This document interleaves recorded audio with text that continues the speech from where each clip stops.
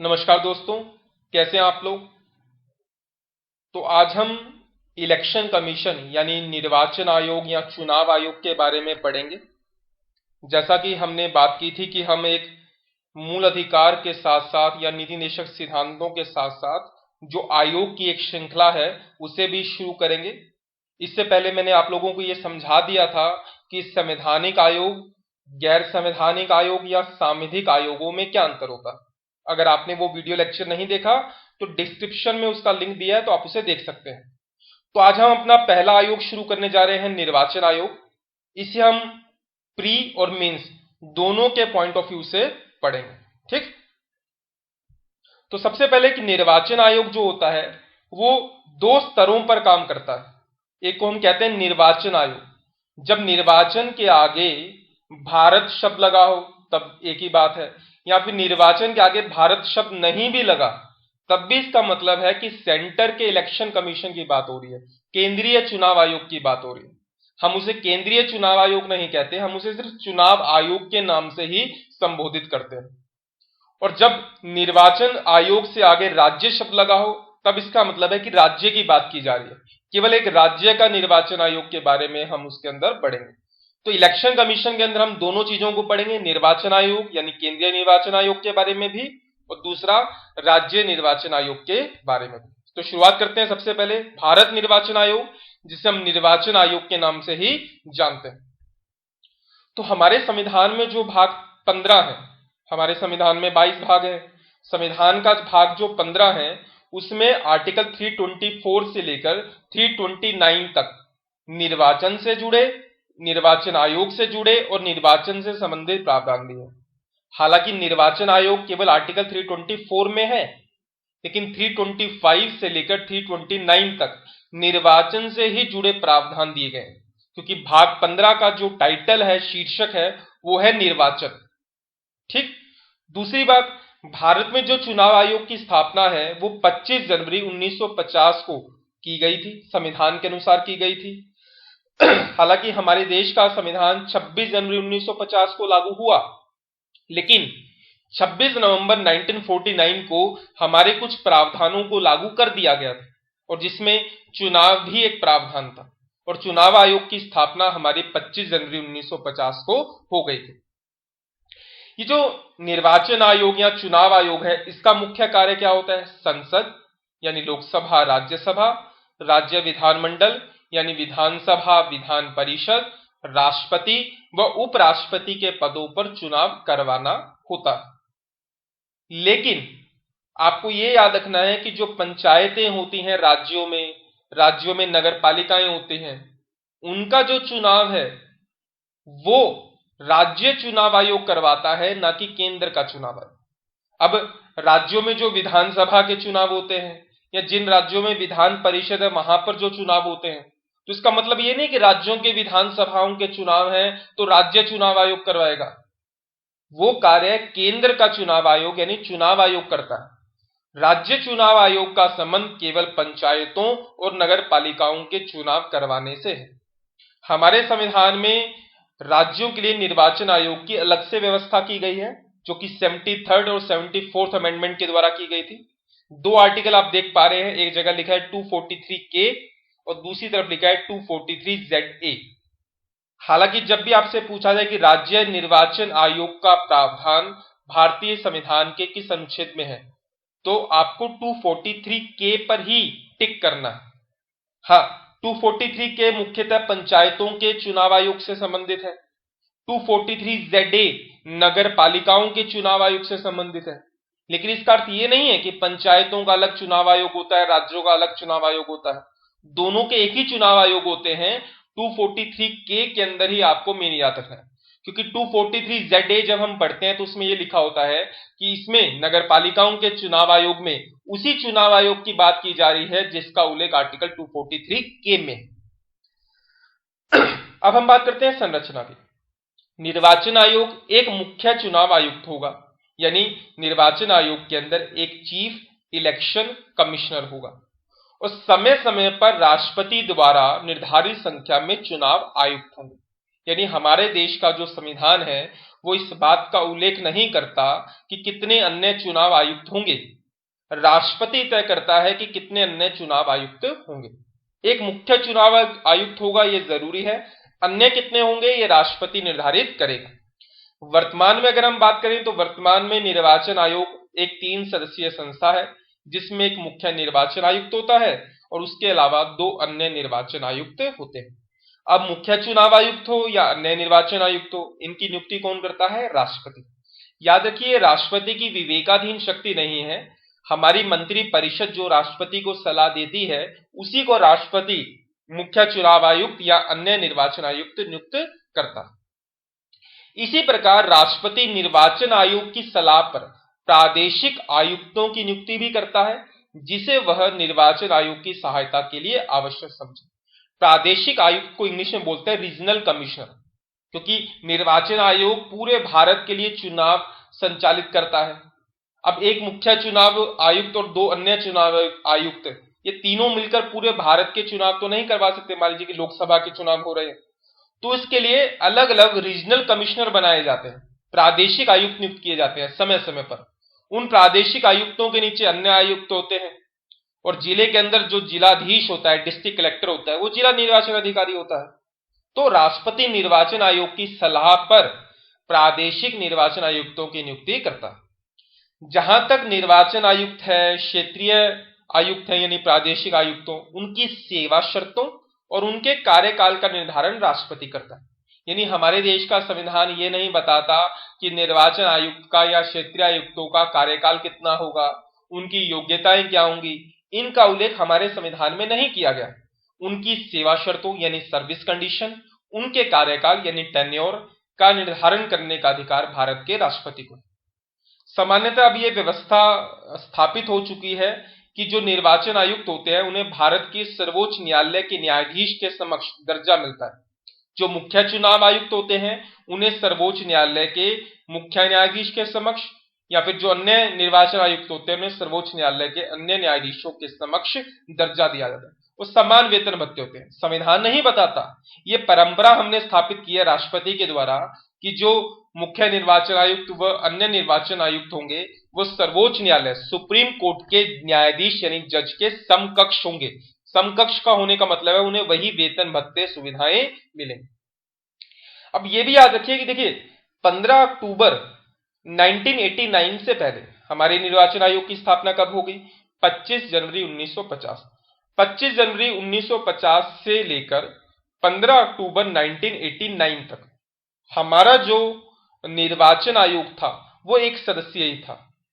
लेकिन आगे चलकर एक अमेंडमेंट हुआ, 61वां संविधान संशोधन, उसके द्वारा हमने निर्वाचन मतलब वोटिंग करने की आयु 21 वर्ष से घटाकर 18 वर्ष कर दी। यानी इससे पहले एज क्या हुआ करती थी? 21 वर्ष मतदान करने की, अब क्या हो गई? 18 वर्ष। वर्तमान में भी 18 वर्ष है। और 15 अक्टूबर 1989 के बाद से यानी 16 अक्टूबर 1989 से लेकर 1 जनवरी 1990 तक निर्वाचन आयोग 3 सदस्यीय हो गया। देखिए निर्वाचन आयोग की स्थापना कब हुई? 25 जनवरी 1950। 25 जनवरी 1950 से लेकर 15 अक्टूबर 1989 तक निर्वाचन आयोग 1 सदस्यीय था। फिर एक अमेंडमेंट हुआ, वोटिंग करने की आयु 21 वर्ष से घटाकर कर दी 18 वर्ष। 16 अक्टूबर 1989 से लेकर 1 जनवरी 2090 तक, 1 जनवरी 1990 तक, 1 जनवरी 1990 तक निर्वाचन आयोग क्या हो गया? बहुसदस्यीय। लेकिन आगे चलकर फिर दोबारा से इसे एकल सदस्यीय बना दिया गया। फिर लेकिन आगे चलकर 1 अक्टूबर 1993 से लेकर इसे पुनः 3 सदस्यीय बना दिया गया। एग्जाम में कई बार ऐसा सवाल पूछा हुआ है कि निर्वाचन आयोग को बहुसदस्यीय कब बनाया गया? तो याद रखिए निर्वाचन आयोग को बहुसदस्यीय जो बनाया गया वो 2 बार बनाएगा। एक बार बनाएगा 16 अक्टूबर 1989 को, लेकिन वो ज्यादा लंबे समय तक नहीं चला। बाद में 1 जनवरी 1990 से ये पुनः एकल सदस्यीय हो गया। लेकिन 1 अक्टूबर 1993 से लेकर वर्तमान की अगर हम बात करें तो निर्वाचन आयोग 3 सदस्यीय संस्था है। अब सवाल आता है तो उसमें 1989 सिलेक्ट करना है, 1993। अगर ये बोला जाए कि पहली बार कब बनाया गया, तब याद रखना है 16 अक्टूबर 1989। अगर सिर्फ इतना पूछा जाए कि निर्वाचन आयोग को बहुसदस्यीय कब बनाया गया, तब याद रखना है 1 अक्टूबर 1993। अब इन्हें हटाने की विधि क्या है? देखिए, मुख्य निर्वाचन आयुक्त का कार्यकाल निश्चित है, लेकिन हमने ये भी पढ़ा कि निर्वाचन आयोग का कार्यकाल निर्धारित नहीं किया गया। निर्वाचन आयोग में मुख्य चुनाव आयुक्त, अन्य निर्वाचन आयुक्त, इनके कार्यकाल को निर्धारित नहीं किया गया। राष्ट्रपति निर्धारित करता है, क्योंकि इसकी सेवा शर्तों और कार्यकाल का निर्धारण कौन करता है? राष्ट्रपति। तो राष्ट्रपति ने निर्धारित किया है 6 वर्ष या फिर 65 वर्ष।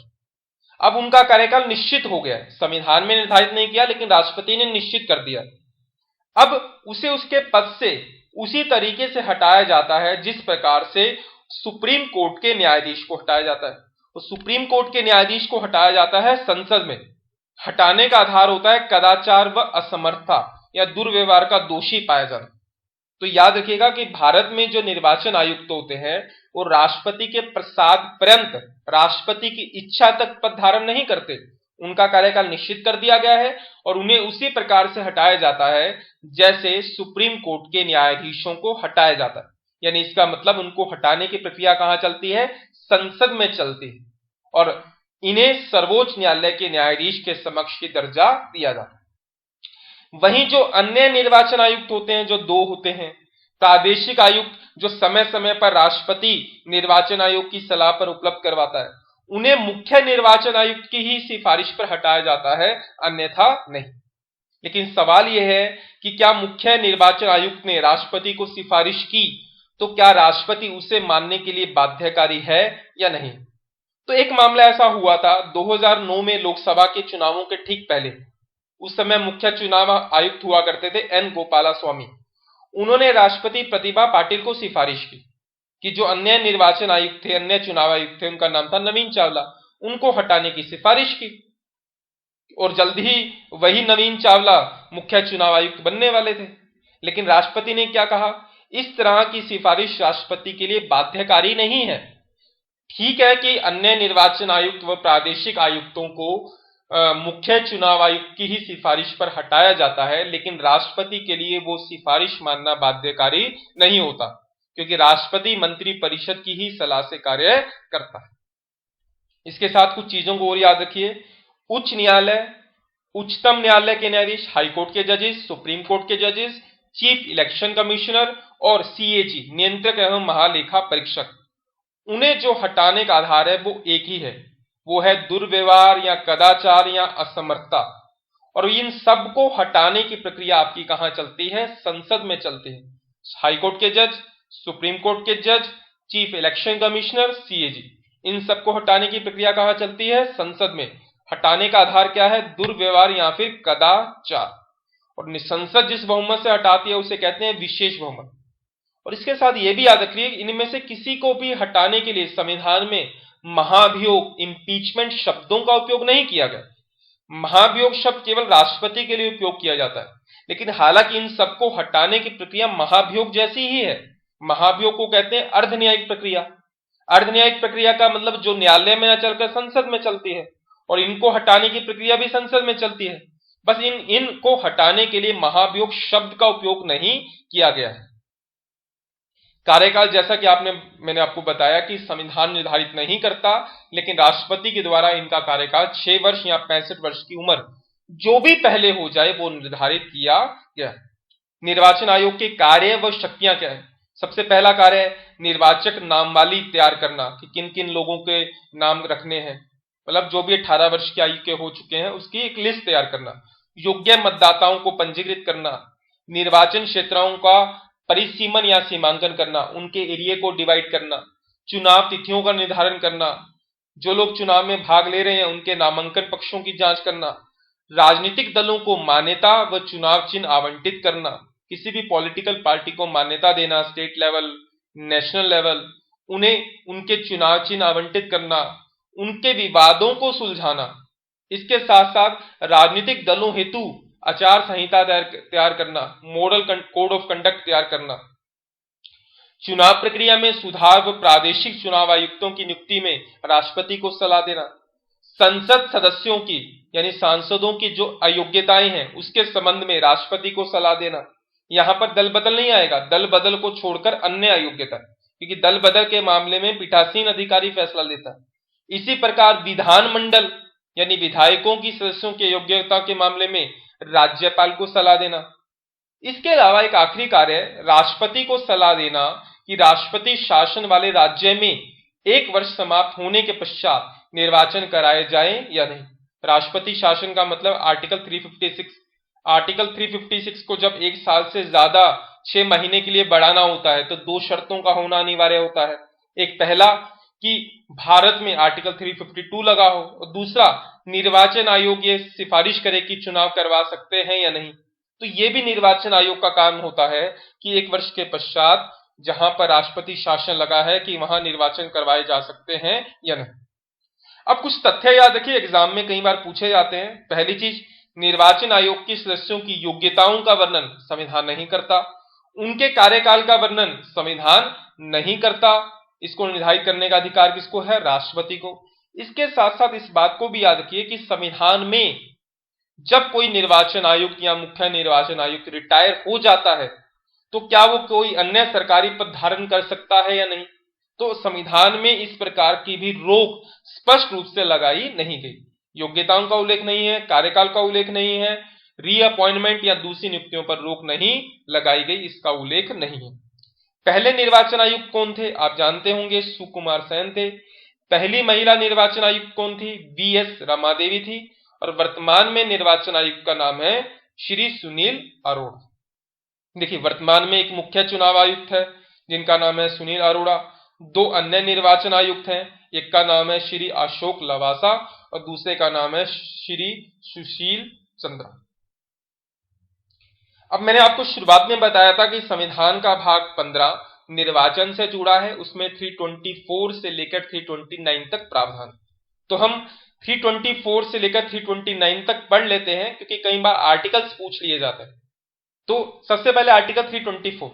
आर्टिकल 324 में लिखा है कि देश में स्वतंत्र और निष्पक्ष चुनाव करवाने के लिए एक संस्था होगी जिसे निर्वाचन आयोग कहा जाएगा और उसका काम संसद, राज्य विधानमंडल, राष्ट्रपति, उपराष्ट्रपति के चुनावों का संचालन, निर्देशन और नियंत्रण करना है।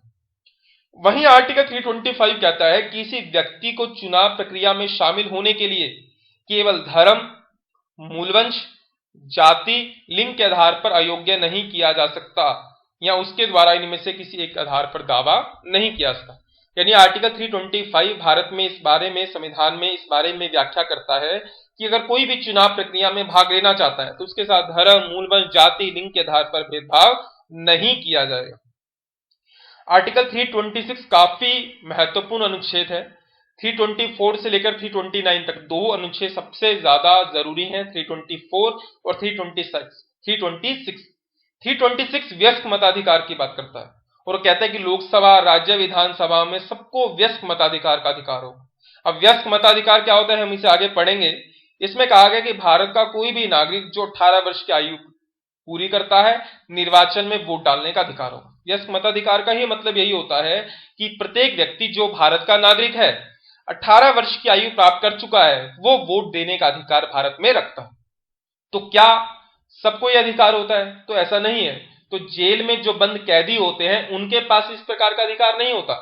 हालांकि अभी इस बारे में चर्चा की जा रही है कि जो जेल में बंद कैदी हैं उन्हें भी मतदान करने का अधिकार होना चाहिए, लेकिन अभी तक ऐसा प्रावधान हमारे संविधान में नहीं किया गया।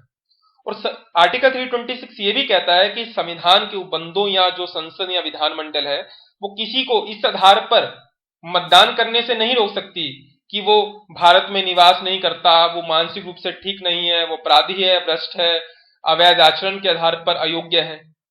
तो इस आधार पर उन्हें अयोग्य घोषित नहीं किया सकता। तो इसी आधार पर जो जेल में बंद कैदी हैं वो वोट डालने का अधिकार मांग रहे हैं, लेकिन अभी तक इस प्रकार का प्रावधान नहीं किया गया।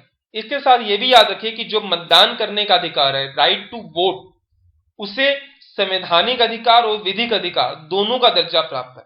हालांकि संघ लोक सेवा आयोग ने अपनी आंसर की के अंदर कहा है कि मतदान करने का अधिकार एक कॉन्स्टिट्यूशनल राइट है, लेकिन सुप्रीम कोर्ट बार बार कहता है कि मतदान करने का अधिकार एक विधिक अधिकार है, क्योंकि पीपल रिप्रेजेंटेशन एक्ट 1951 में उसका उल्लेख किया गया। वहीं आर्टिकल 327 संसद को यह शक्ति प्रदान करता है कि वो संसद विधानमंडल के चुनावों से संबंधित प्रावधान कानून बना सकती है। वहीं आर्टिकल 328 राज्य की विधानमंडल को शक्ति देता है कि वो राज्य की विधानमंडल से संबंधित इलेक्शन से संबंधित कानून या नियम बना सकती है। और आर्टिकल 329 ये कहता है कि निर्वाचन संबंधी मामलों में न्यायालयों के हस्तक्षेप का वर्जन, अर्थात परिसीमन आयोग द्वारा लागू निर्णयों को न्यायालय में प्रश्नगत नहीं किया जाएगा। ये बात सही है कि जो परिसीमन आयोग होता है, जिसे हम बोलते हैं डिलिमिटेशन कमीशन, संविधान में परिसीमन आयोग शब्दों का उपयोग नहीं है। दरअसल ये कहा गया है कि संसद के द्वारा एक नियुक्त अधिकारी होगा, उसी को परिसीमन आयोग कहते हैं। और परिसीमन आयोग के फैसलों को न्यायालय में चैलेंज नहीं किया जा सकता। लेकिन क्या निर्वाचन आयोग के मामलों को सुप्रीम कोर्ट या हाई कोर्ट में चैलेंज किया जा सकता है? क्या निर्वाचन आयोग के फैसलों की न्यायालय में न्यायिक समीक्षा हो सकती है? तो याद करिए कि हो सकती है। आयोग के निर्णयों को भारत के उच्च न्यायालय और उच्चतम न्यायालय में उचित याचिका द्वारा चुनौती दी जा सकती है। याद रखिए, जुडिशियल रिव्यू हो सकता है इलेक्शन कमीशन का। लेकिन एक चीज और समझिए, लंबे समय से चली आ रही परिपाटी यानी परंपरा और अनेक न्यायिक घोषणाओं के द्वारा यदि एक बार निर्वाचनों की वास्तविक प्रक्रिया शुरू हो जाती है तो न्यायपालिका मतदान के वास्तविक संचालन में हस्तक्षेप नहीं करेगी। अगर एक बार इलेक्शन प्रोसेस शुरू हो जाता है तब न्यायपालिका हस्तक्षेप नहीं करेगी। हाँ, मतदान समाप्त हो जाता है, परिणाम घोषित हो जाते हैं, तब आयोग उनका रिव्यू नहीं कर सकता। तब रिव्यू कौन करेगा? न्यायपालिका। तो एक बार मतदान समाप्त हो जाने एवं परिणाम घोषित हो जाने पर आयोग किसी परिणाम का पुनरीक्षण स्वयं नहीं कर सकता। संसदीय एवं राज्य विधानमंडलों के निर्वाचन के संबंध में इसका रिव्यू करने का अधिकार निर्वाचन याचिका के माध्यम से हाई कोर्ट को है। ठीक, तो इसका मतलब जुडिशियल रिव्यू हो सकता है, लेकिन अगर एक बार इलेक्शन प्रोसेस शुरू हो जाए तब न्यायपालिका हस्तक्षेप नहीं करेगा। जब इलेक्शन प्रोसेस कंप्लीट हो जाता है तब आप हाई कोर्ट के अंदर अपील कर सकते हैं। लेकिन राष्ट्रपति और उपराष्ट्रपति के अगर चुनाव से संबंधित विवाद हैं तब उसकी अपील सीधा सुप्रीम कोर्ट में होती है। राष्ट्रपति और उपराष्ट्रपति के कार्यालयों के निर्वाचन के संबंध में ऐसी याचिका केवल उच्चतम न्यायालय के समक्ष ही दायर होती है, वो हाई कोर्ट के अंदर दायर नहीं होती। नेक्स्ट विषय है वो है किसी भी राजनीतिक दल को अगर हमें नेशनल पार्टी का दर्जा देना है तो उसके लिए कुछ शर्तें हैं। 3 शर्तें आप अपनी स्क्रीन पर देख पा रहे हैं। ये तीनों पूरी होनी चाहिए जरूरी नहीं है, इन तीनों में से कोई भी एक शर्त पूरी करता हो। पहली शर्त, कोई ऐसा राजनीतिक दल जो 4 या अधिक राज्यों में कम से कम 4 लोकसभा की सीटें प्राप्त कर ले। यानी कोई क्षेत्रीय दल है, स्टेट लेवल की पार्टी है, वो 4 या उससे अधिक राज्यों में 4 लोकसभा की सीटें मिल जाए। मान लीजिए कि 4 राज्यों में चारों में एक एक लोकसभा की सीट मिल जाती है कम से कम, तो वो नेशनल पार्टी का दर्जा ले सकता है। दूसरा, उसे लोकसभा में कम से कम 2% सीटें मिली हो। लोकसभा की कुल सीटें कितनी है जो निर्वाचित होती हैं? 543। 543 का 2% लगभग 11 आता है।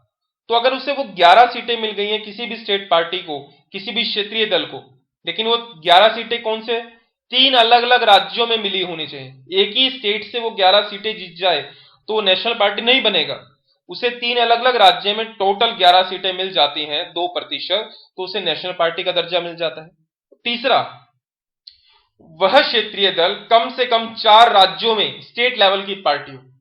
जैसे आम आदमी पार्टी, वो नेशनल पार्टी नहीं है क्योंकि वो दिल्ली में मुख्यतः पार्टी है या फिर पंजाब में है। लेकिन अगर आम आदमी पार्टी 4 अलग अलग राज्यों के अंदर स्टेट लेवल पार्टी का दर्जा हासिल कर लेती है तब उसे नेशनल पार्टी का दर्जा मिल जाता है। इस प्रकार कुछ शर्तें ऐसी भी होती हैं जो किसी दल को स्टेट लेवल की पार्टी, स्टेट लेवल राज्य स्तरीय दल का दर्जा मिलने के लिए जरूरत होती है। 4 शर्तें आप देख रहे हैं, 4 में से कोई एक पूरी करते हो। पहली, लोकसभा और विधानसभा के चुनावों में पड़े कुल वैध मतों का 8% मिल जाए।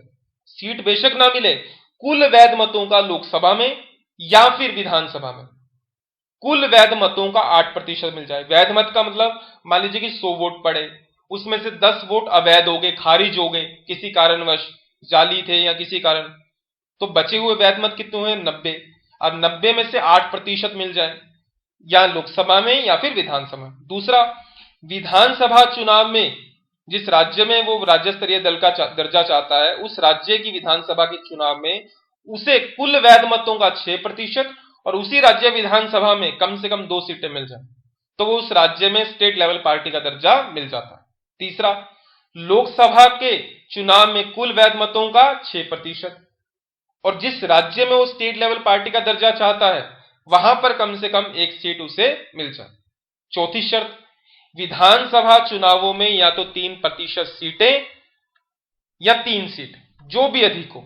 यानी मान लीजिए कि कोई व्यक्ति पंजाब में स्टेट लेवल पार्टी का दर्जा चाहता है तो पंजाब विधानसभा के जब चुनाव हुए सीटों पर उसमें से या तो 3% सीटें मिल जाए या 3 सीटें मिल जाए, जो भी ज्यादा हो तो उसे स्टेट लेवल की पार्टी का दर्जा मिल जाता है। मुख्य परीक्षा में कई बार ऐसा सवाल पूछ लिया जाता है कि किसी भी राजनीतिक दल को राष्ट्रीय दल का दर्जा देने की कोई 2 शर्तें बताएं। वर्तमान में हमारे यहां 8 नेशनल पार्टीज हैं। पहली भारतीय जनता पार्टी 1980 में स्थापित हुई, भारतीय राष्ट्रीय कांग्रेस जो 1885 में स्थापित हुई, communist party of India bracket में लिखा है मार्क्सवादी, ये अलग है, CPIM 1964 में स्थापित हुई, और सबसे पुरानी party communist party of India जो कि हमारे इतिहास में स्थापित हो गई थी 1925 में, बहुजन समाज पार्टी BSP 1984 में स्थापित हुई, नेशनल कांग्रेस पार्टी जो कि महाराष्ट्र में आप देख पाते हैं NCP 1999 में स्थापित हुई, all India Trinamool Congress TMC जो कि 1998 में स्थापित हुई, और आखिरी में जो 2013 में नेशनल पार्टी का मिला नेशनल पीपल्स पार्टी जो कि 2013 में स्थापित हुई, जिसे 2019 में ही राष्ट्रीय दल का दर्जा दिया गया, वो है नेशनल पीपल्स पार्टी। एग्जाम में कई बार ऐसा सवाल पूछ लिया जाता है कि इनमें से कौन सा राष्ट्रीय दल नहीं है। कुछ कमेटीज हैं जो इलेक्शन रिफॉर्म को लेकर गठित हुई हैं। कई बार सवाल में इस प्रकार पूछ लिया जाता है कि कौन सी समिति चुनाव सुधार से जुड़ी है या नहीं है। तो पहली समिति याद रखिए तारकुंडे या JP समिति 1974 में बनी, ये गैर सरकारी थी, यानी गवर्नमेंट के द्वारा NGO के माध्यम से स्थापित की गई थी। दूसरी थी दिनेश गोस्वामी समिति, ये भी चुनाव सुधार से संबंधित थी। 2 समितियां जरूर याद रखिए, तारकुंडे और दिनेश गोस्वामी। तीसरी थी बोहरा समिति 1993, अपराध और राजनीति के बीच में जो साठगांठ होती है उसकी जांच के लिए। इंद्रजीत गुप्ता समिति जो सरकार के द्वारा चुनाव खर्च होता है उसकी जांच करने के लिए। तनख्वाह समिति चुनाव कानूनों और चुनाव सुधारों से जुड़े मामलों की जांच करने। 2 कमेटियों का नाम जरूर याद रखिएगा, तारकुंडे और दिनेश गोस्वामी समिति जो कि चुनाव सुधारों से जुड़ी थी। 4 सवाल मैंने मुख्य परीक्षा के लिए लिए हैं जो आपसे पूछे जा सकते हैं। पहला, भारतीय संविधान निर्वाचन आयोग की स्वतंत्रता व निष्पक्षता को बनाए रखने के लिए कौन से प्रावधान करता है। दूसरा, मुख्य चुनाव आयुक्त को उसके पद से किस प्रकार हटाया जाता है। तीसरा, वयस्क मताधिकार से आप क्या समझते हैं। चौथा, भारत में चुनाव आयोग के गठन व कार्यों का उल्लेख करें। ठीक, पहला सवाल लगभग 5-6 मार्क्स में पूछा जा सकता है। दूसरा और तीसरा सवाल 3 मार्क्स के हिसाब से पूछा जा सकता है शॉर्ट क्वेश्चन में। और भारत में चुनाव आयोग के गठन व कार्यों का उल्लेख करें, ये एक बड़े आंसर में 11 या 15 नंबर में आपसे पूछा जा सकता है। तो इन चारों सवालों को देख लेते हैं कैसे लिखना है। पहला सवाल, भारतीय संविधान निर्वाचन आयोग की स्वतंत्रता व निष्पक्षता को बनाए रखने के लिए कौन से प्रावधान करता है। तो सबसे पहले हमने भूमिका लिख दी। मैंने बताया था कि एक अच्छा उत्तर लिखने के लिए भूमिका, मुख्य भाग और निष्कर्ष होना जरूरी है, विशेष रूप से बड़े सवालों के अंदर। तो सबसे पहले हमने लिखा निर्वाचन आयोग का उल्लेख भारतीय संविधान के भाग 15 में अनुच्छेद 324 में किया गया है, जिसके अंतर्गत निर्वाचन आयोग की स्वतंत्रता व निष्पक्षता को बनाए रखने के लिए निम्नलिखित प्रावधान किए गए। फिर हम पॉइंट्स में अपनी बात को कहेंगे कैसे प्रावधान किए गए। सबसे पहले, निर्वाचन आयोग एक संवैधानिक संस्था है और इसमें किसी भी प्रकार का परिवर्तन के लिए आपको संविधान संशोधन की जरूरत होती है। दूसरा, मुख्य निर्वाचन आयुक्त व अन्य निर्वाचन आयुक्त को कार्यकाल की सुरक्षा दी गई है। तीसरा, मुख्य निर्वाचन आयुक्त व अन्य निर्वाचन आयुक्तों को उसकी नियुक्ति के बाद उसकी सेवा शर्तों में कटौती या अलाभकारी परिवर्तन नहीं किया जाता। मुख्य निर्वाचन आयुक्त की सिफारिश के बिना किसी अन्य निर्वाचन आयुक्त या क्षेत्रीय आयुक्त को नहीं हटाया जा सकता। मुख्य चुनाव आयुक्त का दर्जा सर्वोच्च न्यायालय के मुख्य न्यायाधीश के समान है। और आखिरी, आयोग के सचिवालय का अपना एक स्वतंत्र बजट होता है जिसे आयोग और संघ सरकार के वित्त मंत्रालय के परामर्श से अंतिम रूप दिया जाता है। तो ये 6 पॉइंट ये सिद्ध करते हैं कि भारत में निर्वाचन आयोग जो है वो एक स्वतंत्र और निष्पक्ष संस्था है और हमारा संविधान उनकी स्वतंत्रता को बनाए रखने के लिए, निष्पक्षता को बनाए रखने के लिए प्रावधान करता है। आखिरी में निष्कर्ष, स्वतंत्र और निष्पक्ष चुनाव एक लोकतांत्रिक देश का आधार बनते हैं। अतः भारत का संविधान निर्वाचन आयोग के स्वतंत्र और निष्पक्ष कार्यकरण के लिए संवैधानिक सुरक्षा उपायों के प्रावधान करता है। अगला सवाल, मुख्य चुनाव आयुक्त को उसके पद से किस प्रकार हटाया जाता है? ये हमने पढ़ भी लिया था।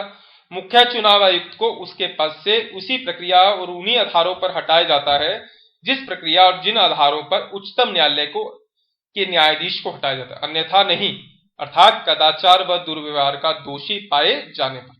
तीसरा सवाल, व्यस्क मताधिकार से आप क्या समझते हैं? आर्टिकल 326 भारतीय संविधान द्वारा राज्य की विधानसभा, लोकसभा के चुनावों में सार्वभौम व्यस्क मताधिकार को अपनाया गया है। हर व्यक्ति जिसकी आयु 18 वर्ष या उससे अधिक है उसे धर्म, जाति, लिंग, साक्षरता या सम्मति के आधार पर बिना कोई भेदभाव किए मतदान करने का अधिकार होता है। उसी को बोलते हैं व्यस्क मताधिकार। आखिरी सवाल, जिसका उत्तर आप सभी जानते हैं, भारत में चुनाव आयोग के गठन व कार्यों का उल्लेख करें।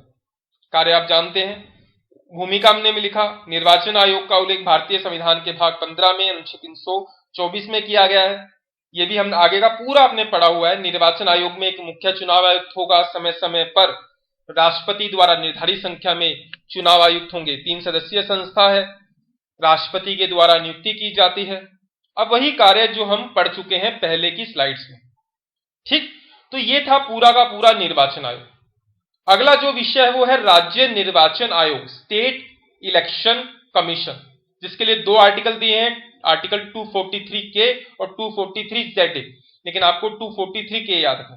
देखिए, राज्य निर्वाचन आयोग का उल्लेख पंचायतों के लिए भारतीय संविधान के अनुच्छेद 243K भाग 9, नगर पालिकाओं के लिए अनुच्छेद 243ZA भाग 9 क में किया गया। हालांकि आर्टिकल 243ZA में यही लिखा गया है, नगर पालिकाओं के लिए राज्य निर्वाचन आयोग का अर्थ उसी आयोग से है जिसका उल्लेख कहां किया गया है, आर्टिकल 243K में किया गया। तो आपको याद क्या रखना है, ये आर्टिकल 243K।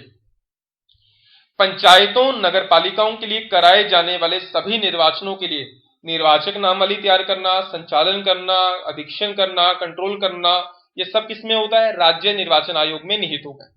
और राज्य निर्वाचन आयोग में एक राज्य निर्वाचन आयुक्त होता है, स्टेट इलेक्शन कमिश्नर, जो किसके द्वारा नियुक्त होता है, राज्यपाल के द्वारा होता है। वहां पर क्या था, राष्ट्रपति के द्वारा नियुक्त होता है वहां पर, लेकिन ये था मुख्य चुनाव आयुक्त और समय समय पर राष्ट्रपति के द्वारा। राज्य में ऐसा नहीं होता, राज्य में एक राज्य निर्वाचन आयुक्त होगा जो राज्यपाल के द्वारा नियुक्त किया जाएगा। आपको सीधा याद रखना। अब इसकी जो देखिए, जैसे जो भारत निर्वाचन आयोग था, निर्वाचन आयोग, उसके मुख्य चुनाव आयुक्त, अन्य निर्वाचन आयुक्त की योग्यताएं, सेवा शर्तें, कार्यकाल का उल्लेख आपके संविधान में नहीं किया गया था, राष्ट्रपति तय करता है। उसी प्रकार ये कहा गया है, किसी राज्य के विधानमंडल द्वारा बनाई गई किसी विधि के उपबंधों के अधीन रहते हुए राज्य निर्वाचन आयुक्त की सेवा की शर्तों, पदावधि ऐसी होंगी जो राज्यपाल नियम द्वारा निर्धारित करे, परंतु राज्य निर्वाचन आयुक्त को उसके पद, उसकी प्रक्रिया और उन्हीं आधारों पर हटाया जाएगा जिस प्रकार से उच्च न्यायालय के न्यायाधीश को हटाया जाता है। और उच्च न्यायालय के न्यायाधीश को कैसे हटाया जाता है, जैसे उच्चतम न्यायालय के न्यायाधीश को हटाया जाता है। और उच्चतम न्यायालय के न्यायाधीश को कैसे हटाया जाता है, संसद में दुर्व्यवहार या कदाचार, यानी राज्य निर्वाचन आयुक्त जो राज्य में है उसको भी हटाने की प्रक्रिया कहां चलेगी, संसद में चलेगी। इस बात को याद रखना है। जैसे मुख्य निर्वाचन आयुक्त जो केंद्र में था वो सर्वोच्च न्यायालय के न्यायाधीश के समकक्ष दर्जा मिलता था, 6 वर्ष 65 वर्ष होता था, वैसे ही जो राज्य का निर्वाचन आयुक्त होता है वो हाई कोर्ट के न्यायाधीश के समकक्ष होता है, उसे हाई कोर्ट के न्यायाधीश वेतन भत्ते मिलते हैं और उसका कार्यकाल कितना होता है, 6 वर्ष या फिर 62 वर्ष। लेकिन ये निर्भर करता है किस पर, राज्य पर। राज्य चाहे तो, राज्यपाल चाहे तो उसमें प्रावधान कर सकता है, क्योंकि हाल ही में आंध्र प्रदेश के अंदर राज्यपाल ने इस प्रकार का प्रावधान किया है जो कि मैं आगे की स्लाइड में आपको बताऊंगा। इसके साथ ये भी याद रखिए, राज्य निर्वाचन आयुक्त की सेवा शर्तों और उसकी नियुक्ति के पश्चात उसमें किसी भी प्रकार का अलाभकारी परिवर्तन नहीं किया जाएगा। जब राज्य निर्वाचन आयोग ऐसा अनुरोध करे कि किसी राज्य का राज्यपाल राज्य निर्वाचन आयोग को उतने कर्मचारी उपलब्ध करवाए जो कि उसके कार्य को करने के लिए जरूरी है। राज्य निर्वाचन आयोग क्या काम करता है, पंचायतों, नगर पालिकाओं के चुनाव। और जब चुनाव होते हैं तो अकेला मुख्य राज्य निर्वाचन आयुक्त काम नहीं कर सकता, तो उसको कर्मचारी चाहिए होते हैं। तो राज्यपाल राज्य निर्वाचन आयोग की सलाह पर उन्हें कर्मचारी उपलब्ध करवाता है। इस संविधान के उपबंधों के अधीन रहते हुए किसी राज्य का विधानमंडल विधि द्वारा पंचायतों नगर पालिकाओं के विषयों के संबंध में प्रावधान कर सकता है। देखिए इस बात को ध्यान दें क्योंकि ये अभी मेरे ख्याल से मार्च या अप्रैल की ही न्यूज है। आंध्र प्रदेश के राज्यपाल द्वारा अध्यादेश ने राज्य में राज्य निर्वाचन आयुक्त के कार्यकाल को 5 साल से घटाकर 3 साल कर दिया और योग्यताओं में बदलाव कर दिया कि अब राज्य निर्वाचन आयुक्त वही व्यक्ति बन सकता है जो एक उच्च न्यायालय के न्यायाधीश के रूप में सेवा करता था। अब इस पद पर कब्जा कर सकते हैं। पहले कौन होते थे? मुख्य सचिव आईएएस अधिकारी होते थे। तो याद रखिए राज्य निर्वाचन आयोग में जो राज्य निर्वाचन आयुक्त क्या हो, उसका जो कार्यकाल होता है, उसकी जो योग्यता होती है वो राज्यपाल निर्धारित करता है। और आंध्र प्रदेश के राज्यपाल ने 5 साल से घटाकर 3 वर्ष कर दी। पहले आईएएस बन सकते थे, अब उन्होंने कहा उच्च न्यायालय का न्यायाधीश ही बनेगा। तो अलग अलग राज्यों के अंदर ये प्रावधान हो सकते हैं। तो ये वर्तमान में इसलिए भी चर्चा में है क्योंकि अगर हमारे यहाँ निष्पक्ष व स्वतंत्र तरीके से चुनाव नहीं हो पाएंगे तो भारत में लोकतंत्र का अर्थ क्या रह जाएगा। और अगर सरकारें आदेश के माध्यम से इन निर्वाचन आयुक्तों के वेतनों को, इनके कार्यकाल को घटा रही है, इनकी योग्यताओं को तय कर रही है, तो कहीं ना कहीं इस प्रकार के प्रावधान हमारे लोकतंत्र के लिए उतने अच्छे नहीं माने जाते। एटलीस्ट कार्यकाल निश्चित होना चाहिए ताकि वो स्वतंत्र और निष्पक्ष रूप से अपना काम कर सकें। योग्यताएं होना अच्छी बात है लेकिन कार्यकाल निश्चित होना जरूरी है। आखिरी में मध्य प्रदेश निर्वाचन आयोग के बारे में बात कर लेते हैं। मध्य प्रदेश शासन ने, जो उनका सामान्य प्रशासन विभाग है, उसने अधिसूचना जारी कर 1 फरवरी 1994 द्वारा राज्य निर्वाचन आयोग का गठन किया गया। तो अगर आप एमपीपीएससी की तैयारी कर रहे हैं तो इस तारीख को याद रखिए, 1 फरवरी 1994 को पहले राज्य निर्वाचन आयोग का गठन किया गया था। अब तक जो हमारे राज्य निर्वाचन आयुक्त रहे हैं मध्य प्रदेश के वो 6 हैं। छठे का कार्यकाल अभी चल रहा है। पहले बने थे श्री नब लोहनी जो कि 15 फरवरी 1994 से 16 फरवरी 2000 तक थे, क्योंकि मध्य प्रदेश में राज्य निर्वाचन आयुक्त का कार्यकाल 6 वर्ष या फिर 62 वर्ष निर्धारित है। आंध्र प्रदेश में 5 साल था, 3 वर्ष कर दिया, तो अलग अलग राज्यों में अलग अलग हो सकता है। मध्य प्रदेश में 6 वर्ष या फिर 62 वर्ष है। दूसरे बने श्री गोपाल चंद्र शुक्ल, तीसरे बने श्री आदित्य विजय सिंह, चौथे बने डॉक्टर अजीत रायजादा, पांचवें बने श्री आर परशुराम और वर्तमान में है 1 जनवरी 2019 से श्री बसंत प्रताप सिंह। तो इनको जरूर याद रखिए क्योंकि एग्जाम के अंदर मध्य प्रदेश का वेटेज बहुत बढ़ गया है। मध्य प्रदेश के सवाल आपसे जरूर पूछे जा सकते हैं। कार्यकाल बेशक याद ना रखिएगा लेकिन इनके नाम जरूर याद रखिएगा कि कौन कौन बने। ठीक, तो ये था हमारा आयोग का दूसरा लेक्चर। पहले लेक्चर में हमने इस चीज को समझा था कि संवैधानिक गैर संवैधानिक संस्थाएं क्या होती हैं। आज हमने अपने पहले आयोग को पढ़ा, निर्वाचन आयोग, जिसके अंदर निर्वाचन आयोग, राज्य निर्वाचन आयोग, मध्य प्रदेश निर्वाचन आयोग के बारे में पढ़ा। कल लेक्चर नहीं होगा, परसों आपका मूल अधिकारों पर टेस्ट होगा और उसके बाद फिर हम अगले लेक्चर के अंदर राज्य के नीति निर्देशक सिद्धांतों को पढ़ेंगे। फिर अल्टरनेट डेज के अंदर हम आयोग को पढ़ेंगे, यानी अल्टरनेट डेज के अंदर चलेगा। एक समय हम अपनी आयोग की श्रृंखला को जारी रखेंगे, दूसरी तरफ हम जो पहले पढ़ रहे थे प्रस्तावना, संविधान सभा, मूल अधिकार और आगे नीति निर्देशक सिद्धांतों से आगे बढ़ेंगे। Thank you, stay tuned.